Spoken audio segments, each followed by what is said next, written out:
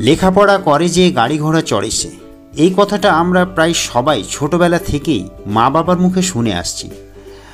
কিন্তু পড়াশোনা বিষয়টি কারোরই খুব একটা পছন্দ হয় না, অর্থাৎ পড়তে মন চায় না। আর পড়তে বসা নিয়ে শিশুদের তো একটার পর আরেকটা বাহানা চলতেই থাকে। তাই মা বাবা চাপ সৃষ্টি করেই এদের পড়তে বসায়। অনেক সময় পড়ার ইচ্ছা থাকলেও পড়ায় মন বসতে চায় না। তাই পড়ায় মনোযোগী হতে হলে কিছু কৌশল অবলম্বন করা দরকার। আজ আমি এই ভিডিওতে এমন কিছু কৌশলের কথা আপনাদের মাঝে শেয়ার করব, যেগুলি ব্যবহার করে আপনি সহজেই পড়াশোনায় মনোযোগী হতে পারবেন।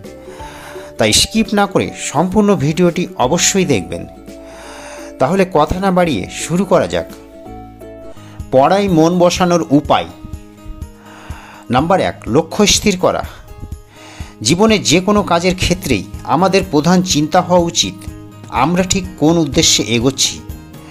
নির্দিষ্ট গন্তব্যস্থান অজানা থাকলে চলার রাস্তায় যেমন আমরা সবাই ধাঁধার মধ্যে পড়ে যাব, তেমনি বাচ্চাদেরও এই শিক্ষা আগে দেওয়া প্রয়োজন।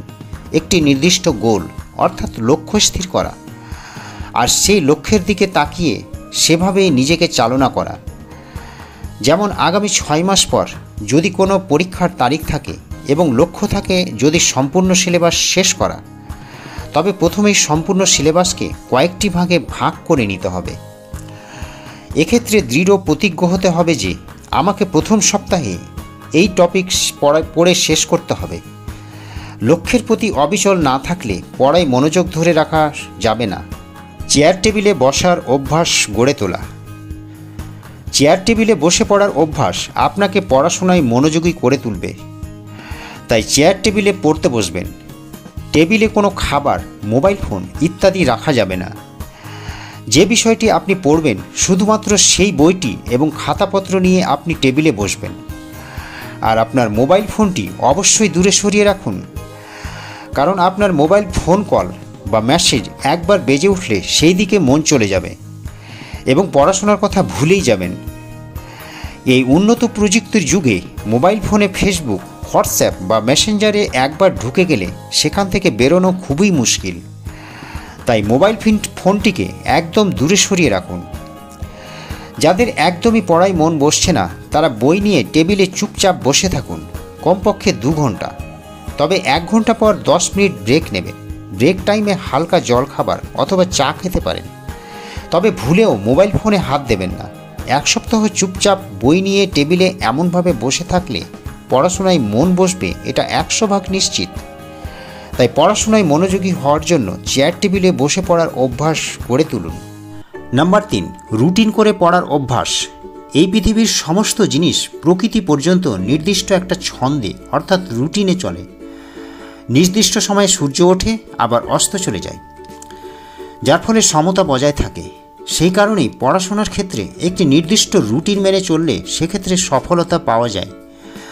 তবে রুটিন তৈরির ক্ষেত্রে অবশ্যই নিজের পছন্দ মতো ঠিক করতে হবে।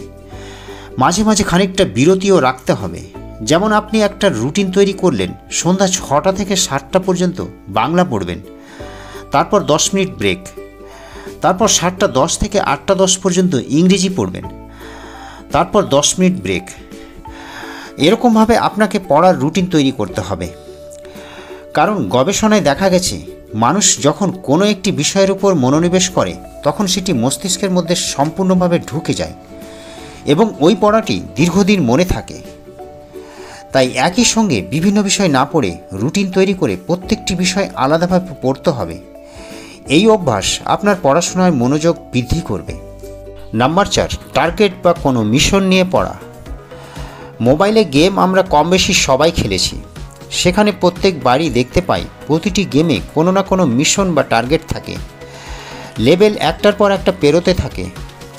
তেমনি পড়াশোনার ক্ষেত্রে একঘেয়েমিভাবে পড়াশোনা না করে একটি করে মিশন ফিক্সড করা জরুরি।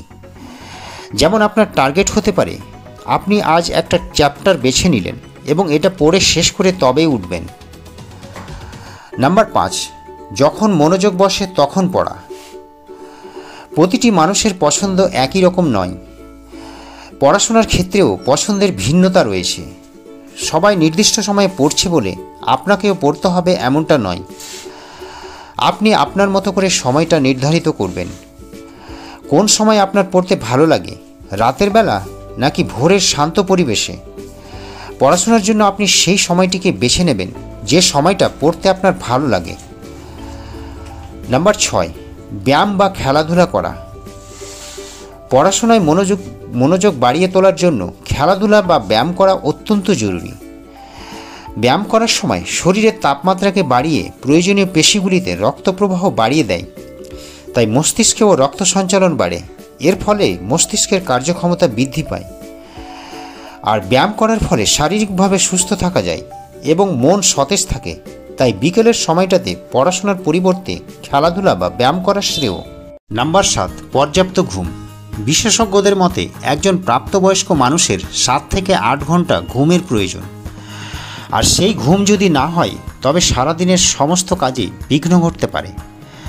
দিনের বেলায় ঘুম ঘুম ভাব, অলসতা, মাথা ব্যথা ইত্যাদি সমস্যাগুলি দেখা দেবে। আর সারাদিন পড়াশোনা বা কোনো কাজেই মন বসবে না। তাই স্মার্টফোনে ফেসবুক বা ইউটিউবে ডুবে না থেকে রাতের বেলা পর্যাপ্ত পরিমাণ অর্থাৎ 7 থেকে 8 ঘন্টা ঘুমাতে হবে। আর পরিপূর্ণ ঘুম আপনাকে করে তুলবে সুস্থ সতেজ মনের অধিকারী। তাই পড়াশোনায় মন বসাতে পর্যাপ্ত পরিমাণ ঘুমের প্রয়োজন। তাহলে আজ এ পর্যন্তই। দেখা হবে পরবর্তী ভিডিওতে। ভালো থাকবেন, সুস্থ থাকবেন। Thanks for watching.